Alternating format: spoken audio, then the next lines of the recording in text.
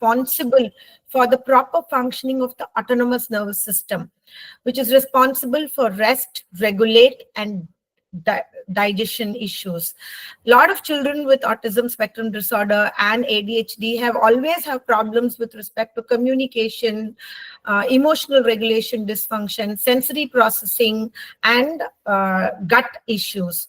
Now, vagus nerve is also responsible for sending and receiving signals through our senses and transmitting information, which helps us to make aware or understand the information around the world much better. Now, going into the question whether vagus nerve is good or bad, it is a combination. So the interaction between the vagus nerve and autism spectrum disorder, like how we all know, a lot of children in the autism spectrum disorder have problems with gut. They either have a constipation issue or they do not have a regulation of how much should I stop eating or how much should I eat. Some kids keep on eating and they do not know where to have the homeostasis, where to have, oh, I have attained the threshold, let me stop here.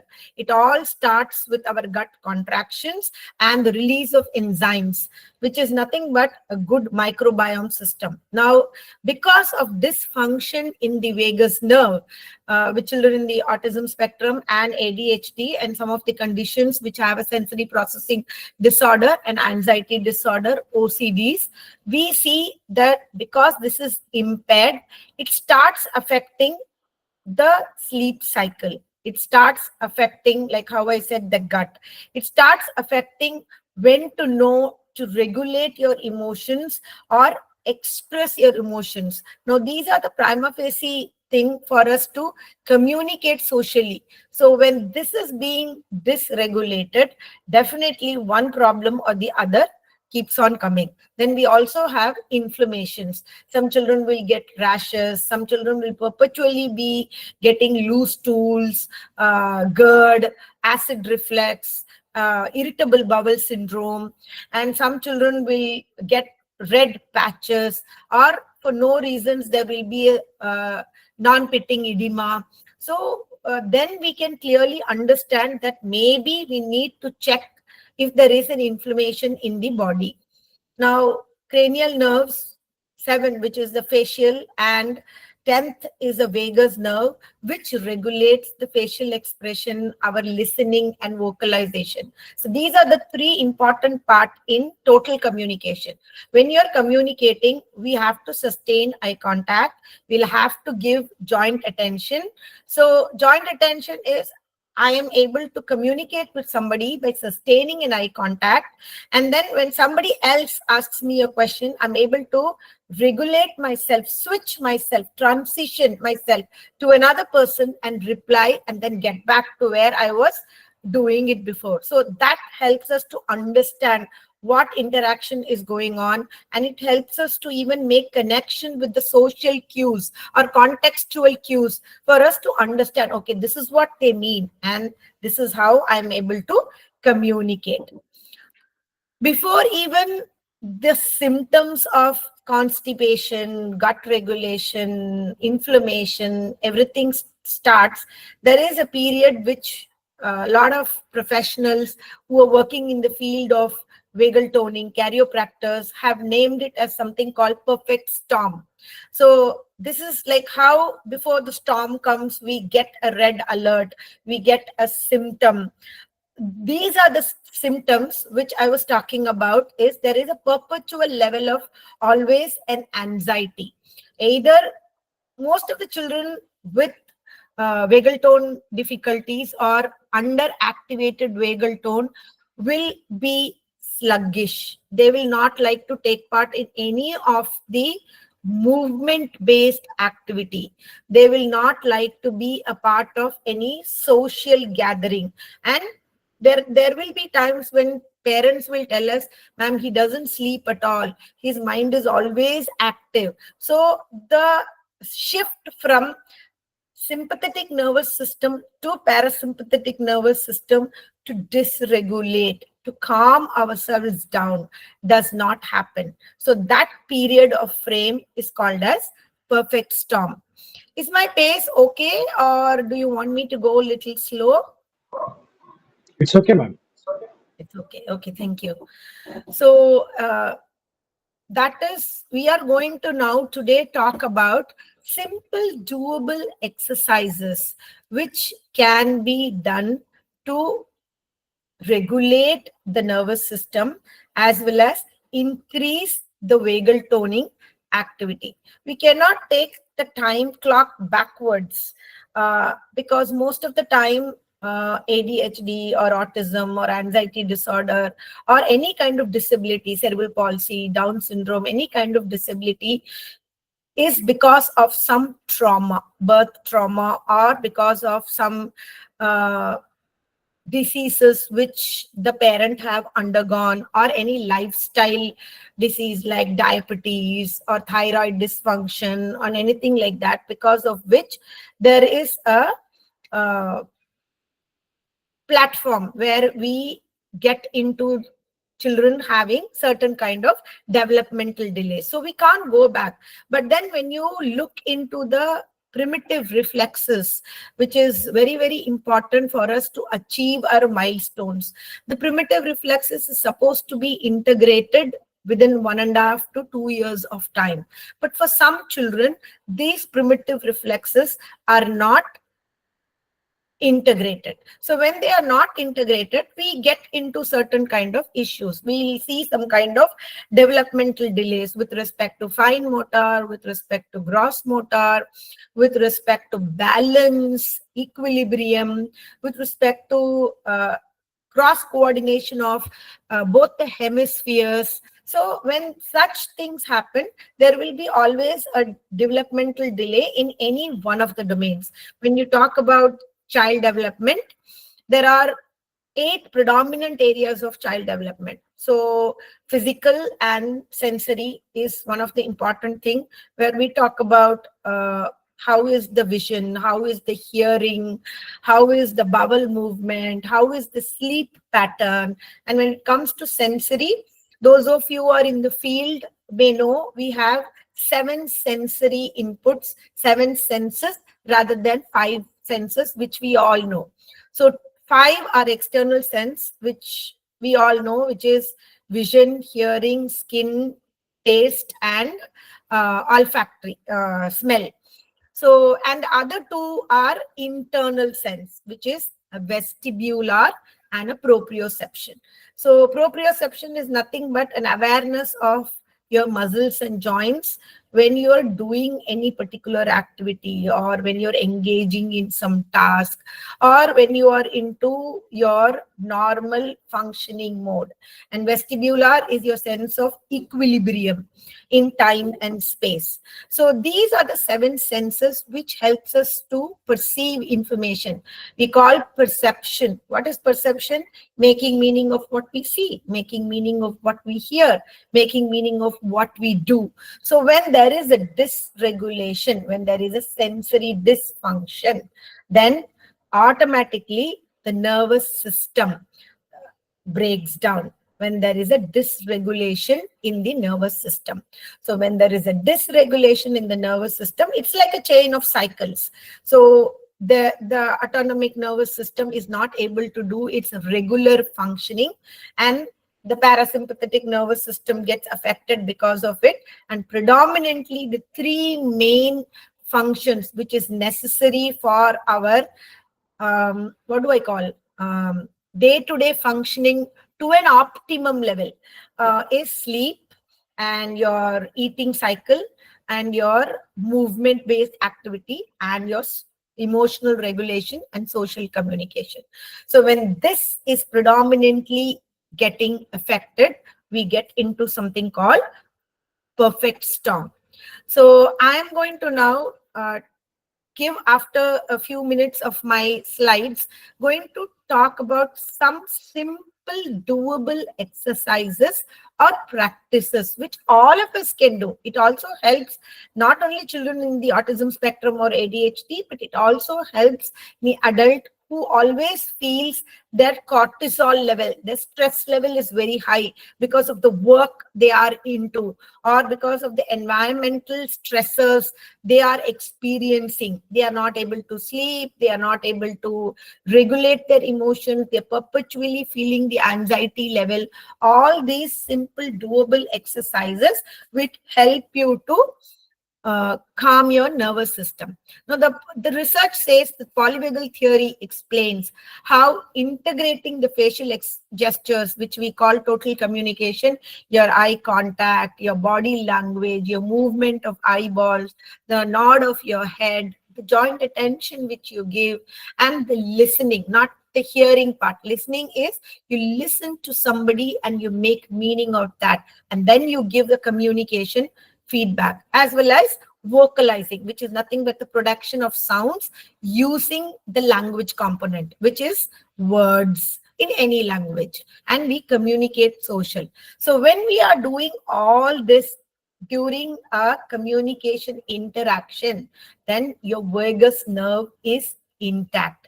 But as we all know, our children are not able to do these kind of interaction. So that means there is a underactivated vagal tone.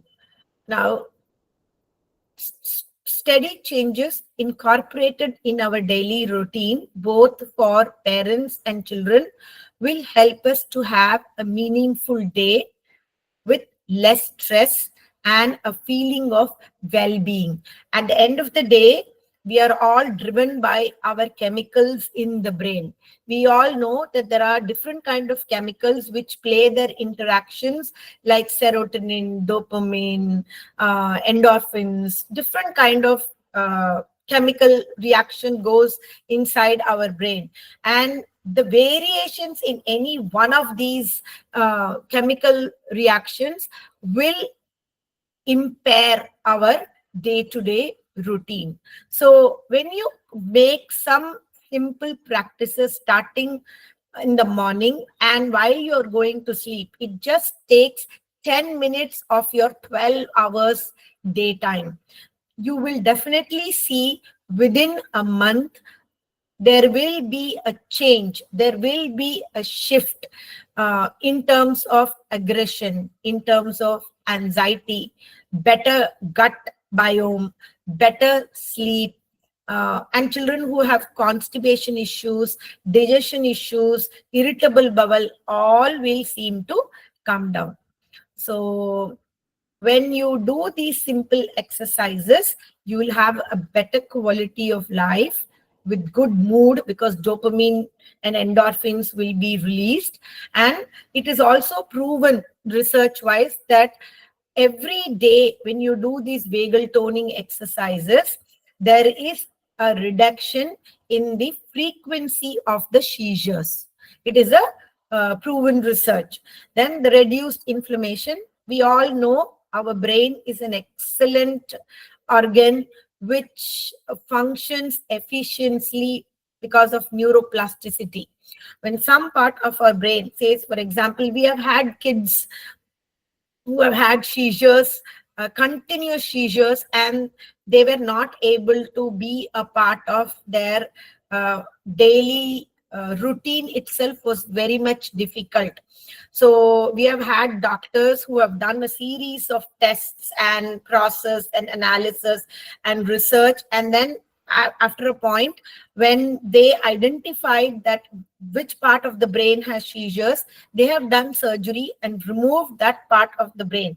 Now, say for example, if some part of the brain is removed and that is responsible for our language, that is responsible for our communication, the plasticity of the brain enables the next part of the brain to slowly take in those functions and start working on that. So that is the amazing capacity of our brain. So doing these simple vagal toning exercises, you're increasing the neuroplasticity, and there will be a better sleep.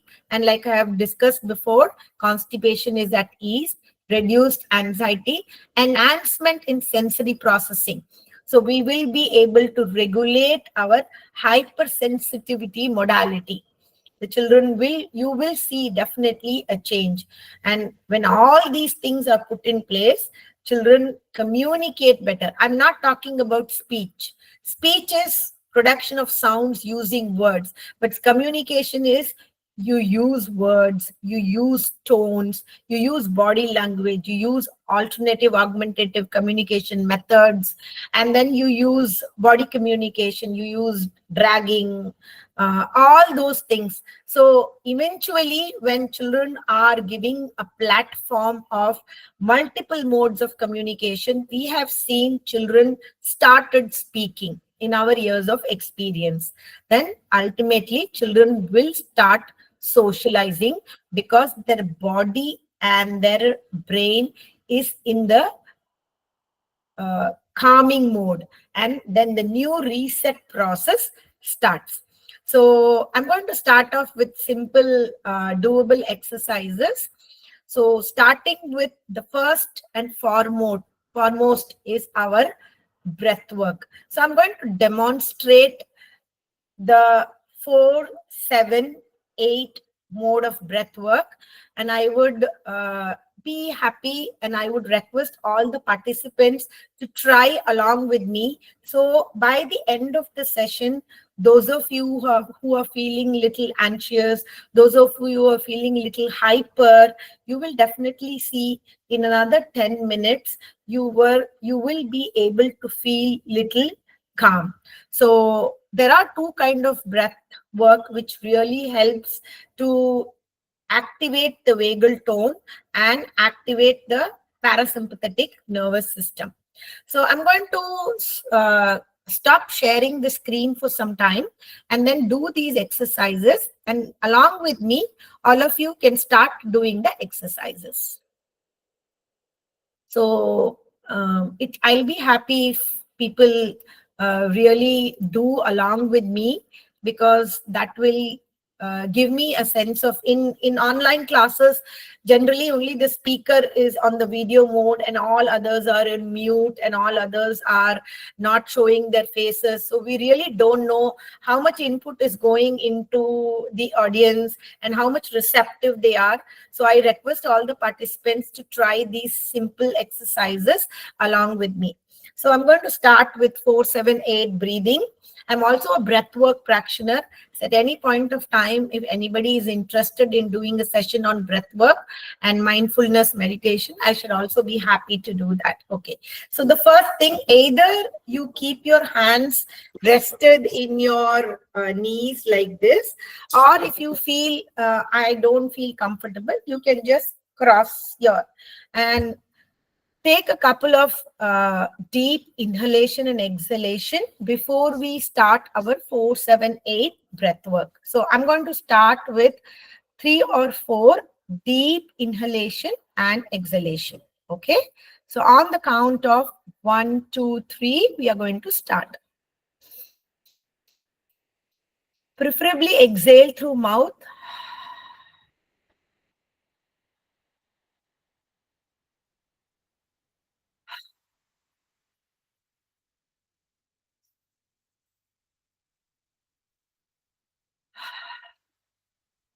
Okay.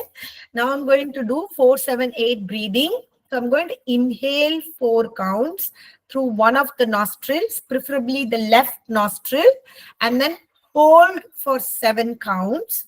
And then if those of you who are not able to hold for 7 counts, they can hold for 5 counts. And then those of you who have held for 5 counts will exhale for 4 counts. But those of you who have held for 7 counts will exhale for 8 counts. Okay. So we are going to start. Hold.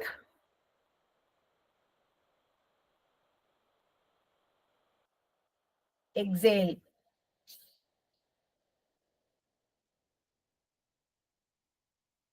Now inhale through your right nostril, 4 counts. Hold.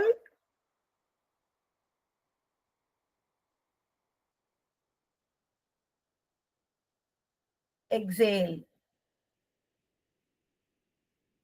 One more round. Inhale. hold,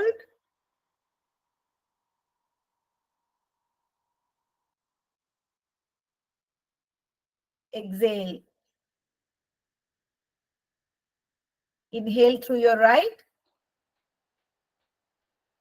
hold,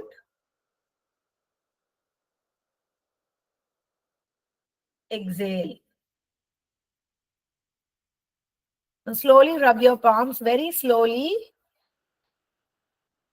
This is also called, those of you who know, it's stimulating the haptic sense. So this is how you do. And then slowly open your eyes. Okay, now we are going to do fire breath. So there are two ways of doing it. When we are into teaching profession or when we are working with the children, the first and foremost mantra is to let go of all your inhibitions and shyness and be there for children to ensure that you're making a difference. So there are two ways of doing it. One is you do like a fire of breath, like when a lion does. So you do.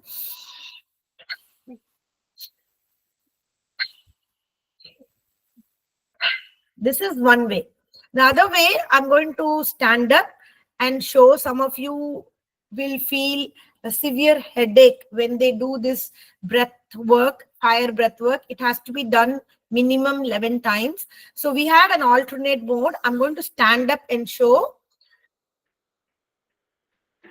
So you will lean back and keep your body slightly bent, hands on your thighs, lean forward and do.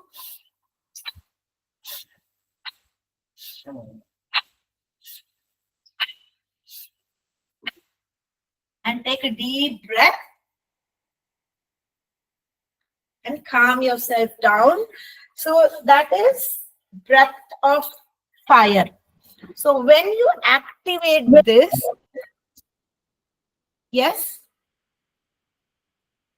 So when you activate this, we'll have to, your body, you will see your body getting little heated up. You will see your energy getting vibrant.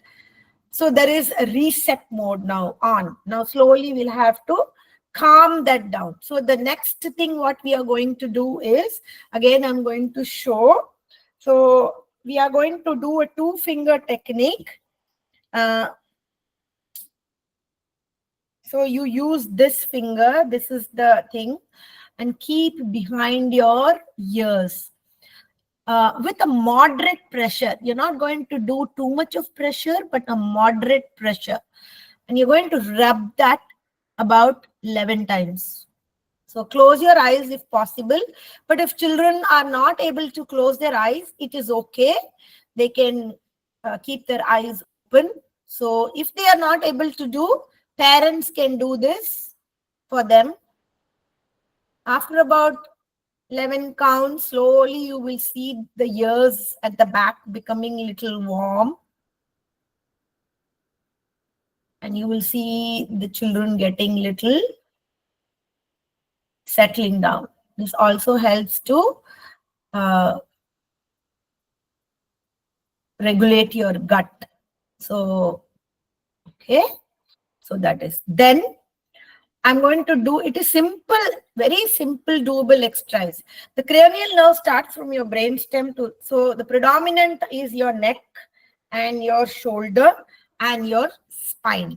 So we are going to do simple stretching. All these stretches which we are talking about should be done in a very moderate, slow pace. It will not be done very, very fast. So another exercise I'm going to show you all is interlock your hands and keep behind your back. Okay.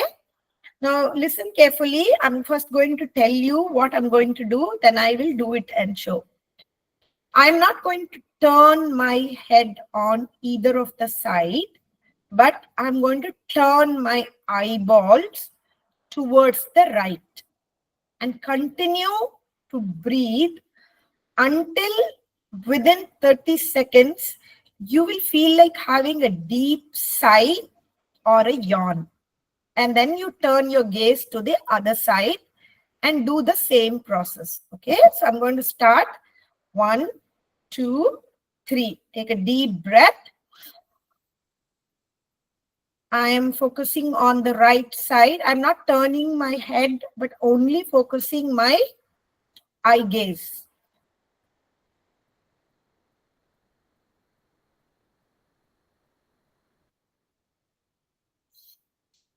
So I have got a sigh immediately within 20 seconds, and then I'm going to turn my gaze towards the left.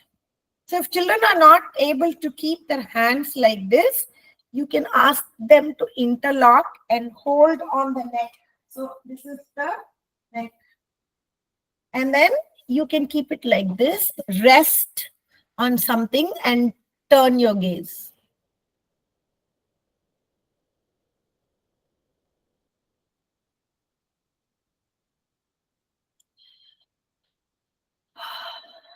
Okay. Then the third set of exercise, which I am going to do is, I'm going to hold my head and slightly move towards my right, and my left hand is going to be stretched at the back. And for about 3 to 5 breaths.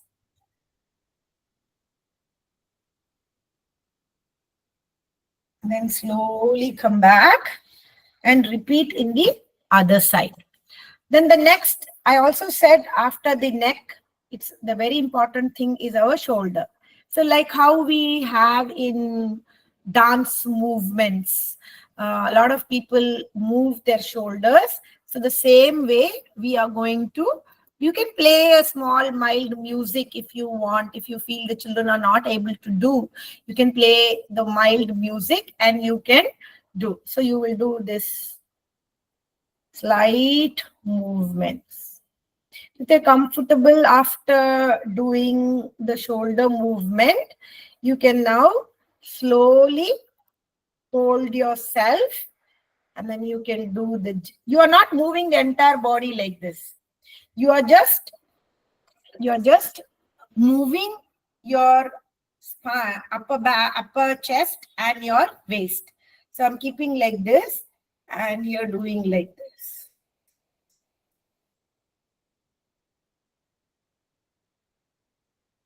So after a time, you will feel your body is automatically taking those movements. You don't have to really make an effort to do all those things. And then you calm down and then you do this and take a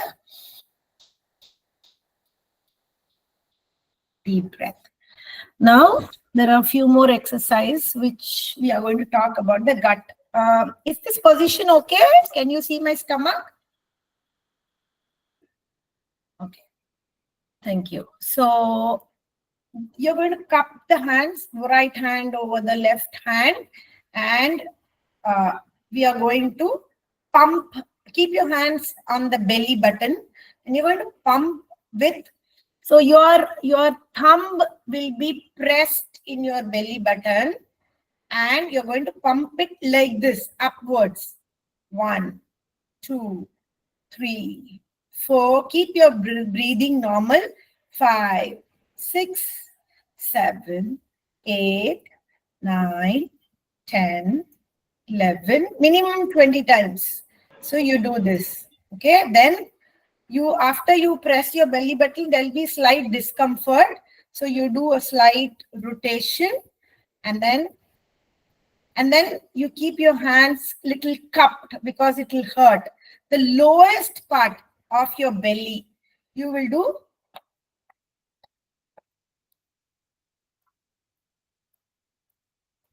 slowly, not like this, slowly, rhythmically. And then you will slightly bring it up and you will fist. So this is the fist, and you will do above the belly button in your solar plexus.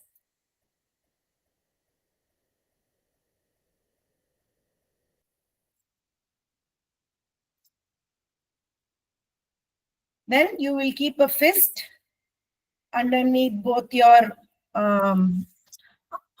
armpits, and you will do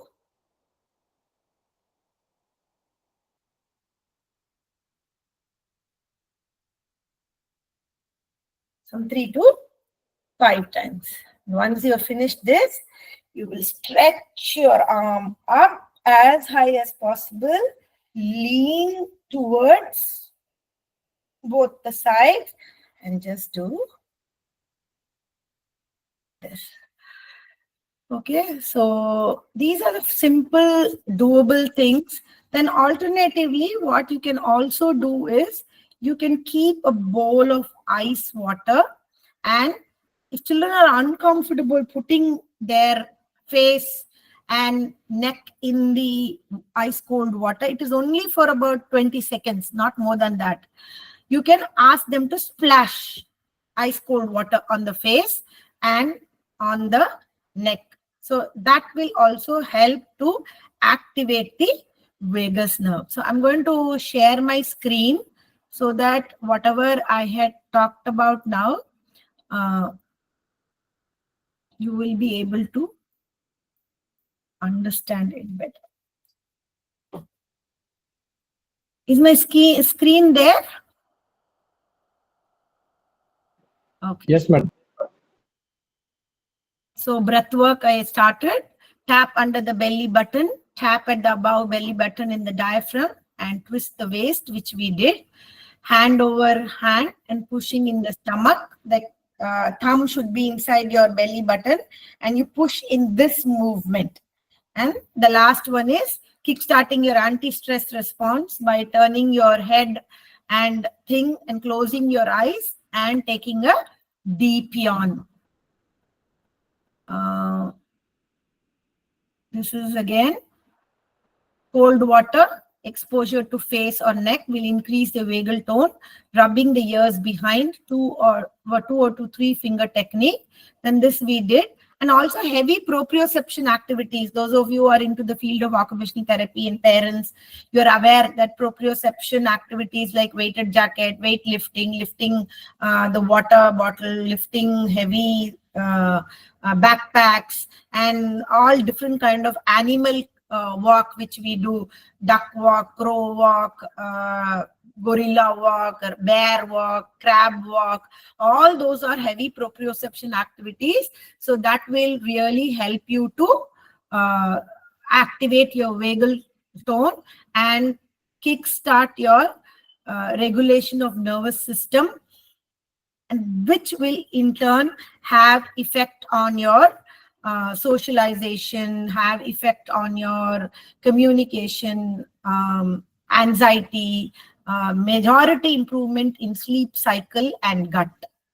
So I am ending my session here with a platform or a few minutes to have an open discussion with all of you, and I shall be happy to share my experiences, information on those questions.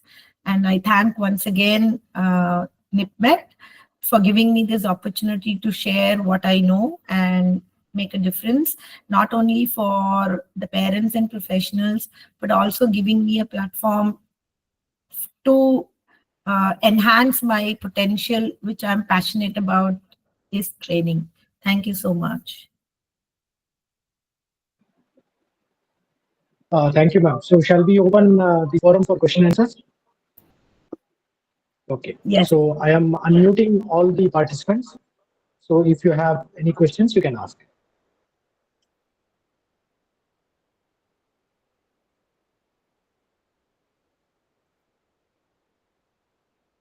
Yeah, I think whoever is ready can start asking questions.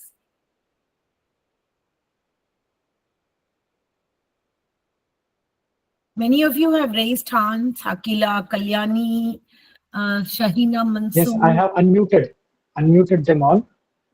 So anybody would like to ask questions or any discussion or any suggestion or anything further, you can please ask, madam.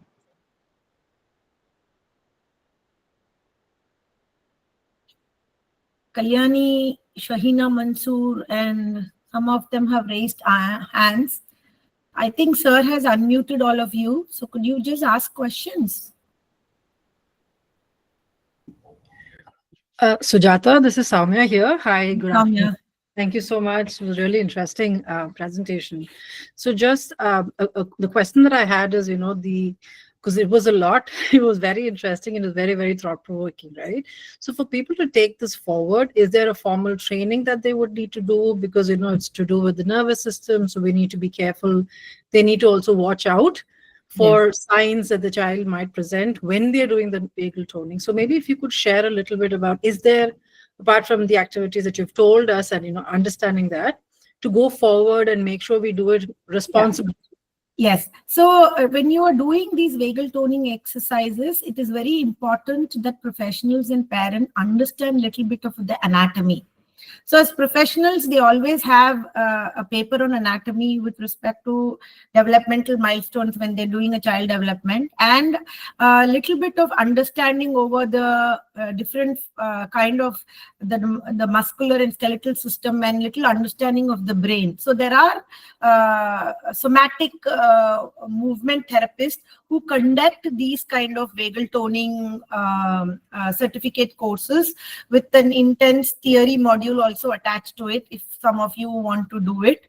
Otherwise, your understanding, when you have done some professional course of anatomy and little bit on your musculoskeletal and your understanding of your brain, and also knowing the contraindications, that when children have seizures, there are few breath of fire work which we should not do, but we should do a slow breath, because that will, if you're doing a fire breath, then that will activate your brain in a much faster way. Synapses circuit will happen, and then children will get into more seizures. So thank you for this question, Soumya. So that is the information I have on what you asked.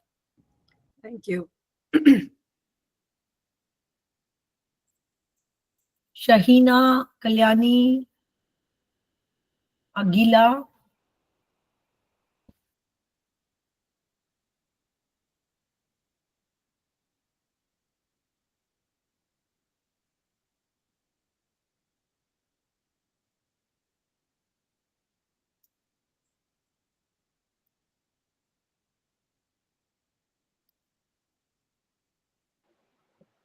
If participants do not want to ask directly, they can put the questions in the chat box also.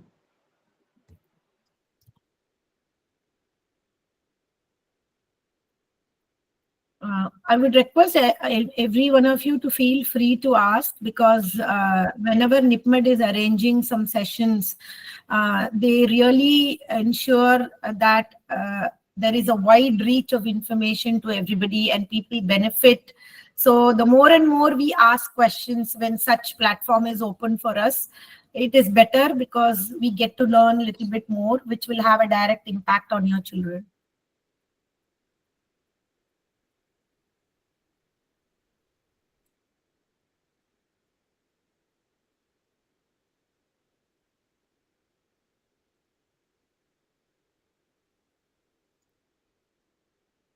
Is there any questions from your side, sir? I don't think so. Anybody asking any questions? Though there are a lot of professionals who are here.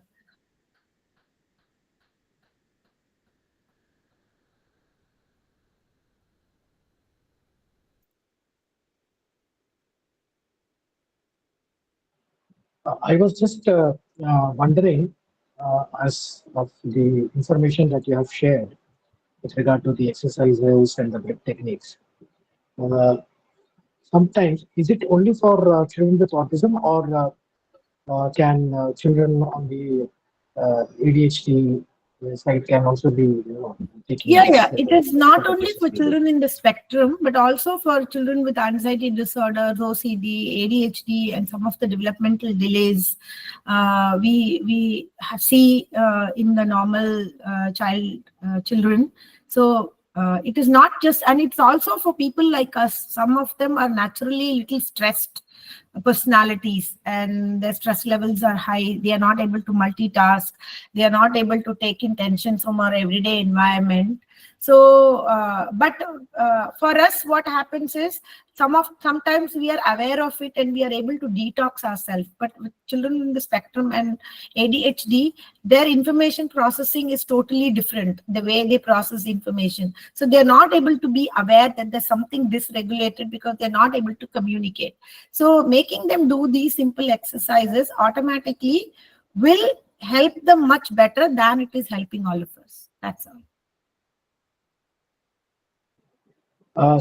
Since you demonstrated the exercises, I feel that these exercises are also quite useful for special educators who are there in the classroom, because when they come up with a lot of kids with autism and they find it going tough, so I think these type of exercises can reduce their, uh, as you said, anxiety and other things. Yes, it does help. Especially in terms of in the classroom environment, the predominant thing is emotional regulation. The child is not able to emotionally regulate themselves with the demanding environment and unpredictable situation which is going to come.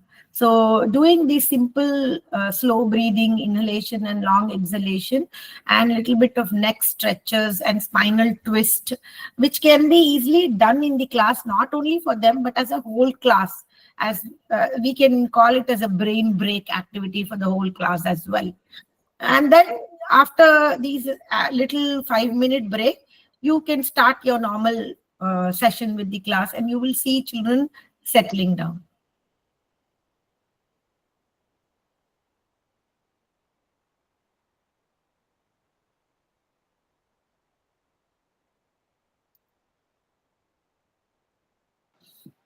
There is something more which I thought would be useful if I ask on behalf of the participants also. Uh, you were talking about the autonomic nervous system and the regulations with regard to social behavior and all. Uh, uh, can you just explain a little bit more about uh, the regulations and social Yeah, engagement? basically, it's when I talked about that, it was that flight and fight response, which we all go through at times of stress, and when there is an unpredictable thing or where something which we are anxious about. That's why when any new situation comes, which we are not used to, you can feel the butterflies in the stomach. So, which means that there is either we are going into freeze mode or we are going into the flight mode of getting totally hijacked by our body signals. So at that point of time, doing this awareness that, okay, when children feel that they are getting into it, when it comes with children, I think in the spectrum, it should be done more like a routine based practices, like whenever parents or teachers feel that he's going to get, usually people who work with children and parents, they're able to sense when the child is going to get into a stress mode or when the child is going to get into an impulsive mode. So understand the little body cues, and then when you enable these exercises, simple exercises, definitely you will see a shift from that flight and fight, and then you will see the perspiration coming down, the deep breathing slowly becoming little regulated, and their wandering, spinning movement coming to not a total halt, but then they are able to regulate and follow the basic commands to go and sit in a particular place. Do we have a lot of evidences based on the vagal thing, vagal toning? Yeah, a lot of, actually in the recent times, lot of physiotherapists and chiropractors and some of the special educators who work with in the transdisciplinary approach with children have started practicing these in a small scale. Not that they are doing a major advertising about it and doing, because in the West this has been followed with a lot of OT practitioners. They combine it with rhythmic movement tapping as well, and then they do these exercises. But in India, not many of them are aware of these practices which can be followed consistently, and these are simple doable exercises, but it is picking up in small scales. Yes, because it's a new topic, and not many have ventured into this. Uh, so, considering the heterogeneity within the disorder, uh, how can we ensure that these vehicle toning approaches are, are not generalized, that it fits in one, in all the manner, or are evidence based, or not generalized?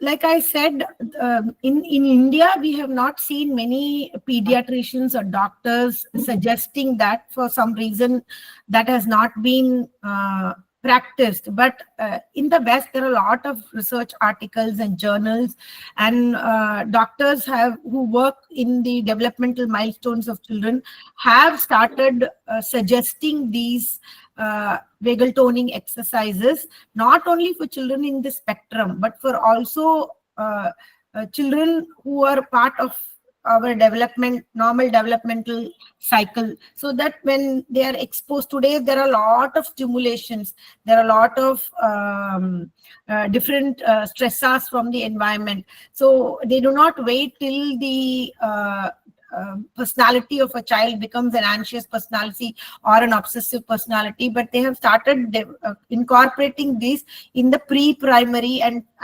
the play school, which we talk about, in their movement-based activities.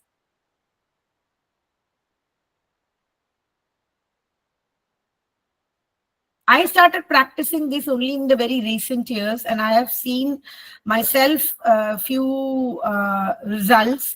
Earlier I used to combine with movement, but not really focusing on these things.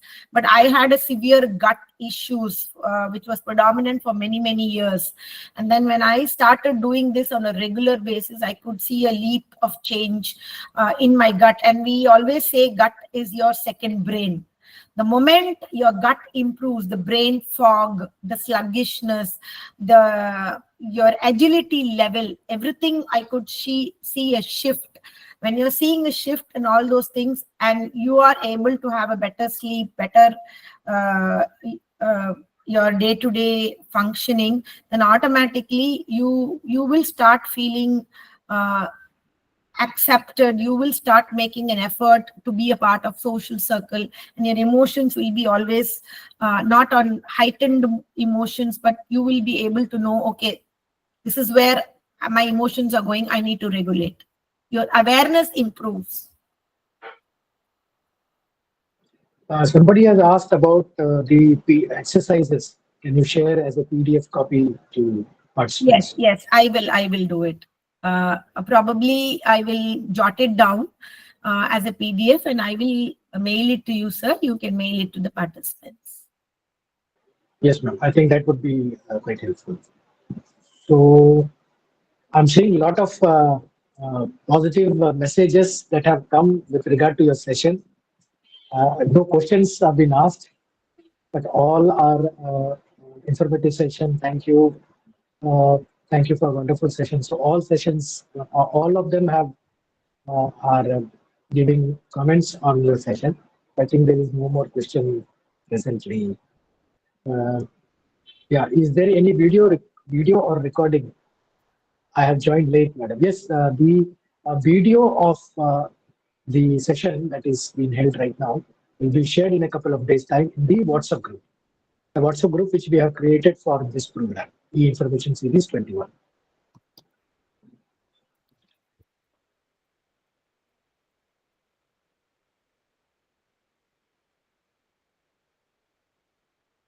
Madam, there is a question by Mr. Ritu Sharma. Is there any online course available with regard to this, as my daughter is diagnosed with autism? If you are contacting any basic anatomy course, many of the yoga courses offer the basic anatomy courses. When you're doing that, there are no online courses actually available. There are only a lot of articles and journals and videos which are available. But when you're doing some basic advanced level of yoga courses or courses with therapeutic yoga therapy courses, then there are a few chiropractors and physiotherapists and yoga practitioners who teach you these vagal toning exercises because they know the anatomy well.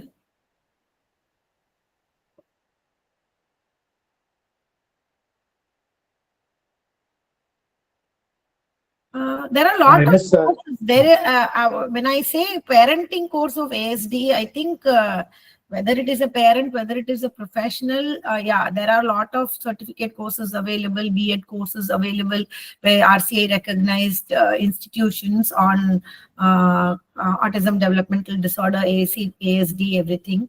So I don't think so there is a specific course for any parents. There are a lot of parental training programs which many of the institutions does.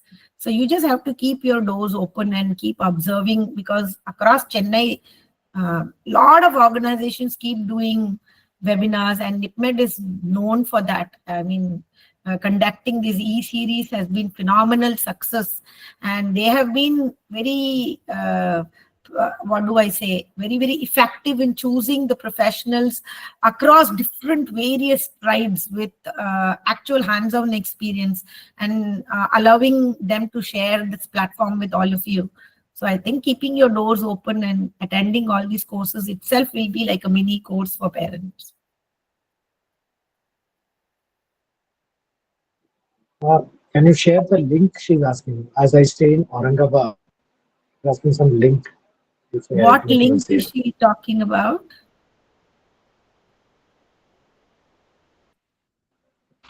Is it the PPT? I think that you will anyway share. I have shared it to you. Online course. That's why I said I will share the online course on yoga therapy and those things I can do. But you need to specifically speak to them about anatomy and vagal toning. Then they will teach you. So these courses, I think it is better if you go in person and do rather than online.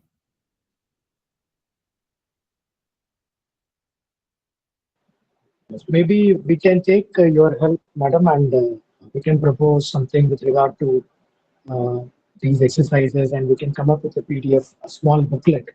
Yeah, I think that is a very good idea. That is a very good idea. And that we can put it in the website, and then it can reach to many people. So a collaborative joint program with you on writing these exercises can be taken up.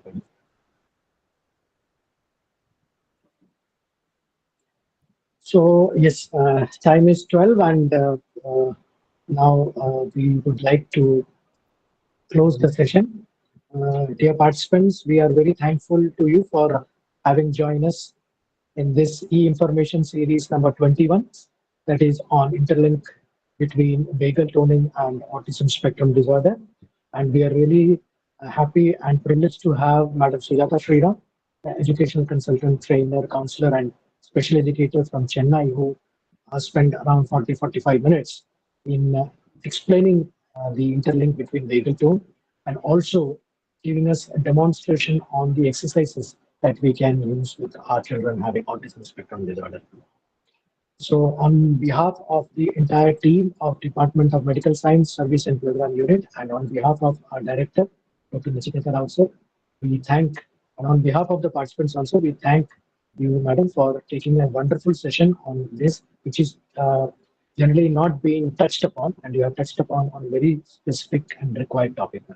Thank you so much, and we will definitely hope to have a long collaboration with you, ma'am. Thank you so much, everyone. Thank you for being a patient, active participants. And thank you, NIPMED.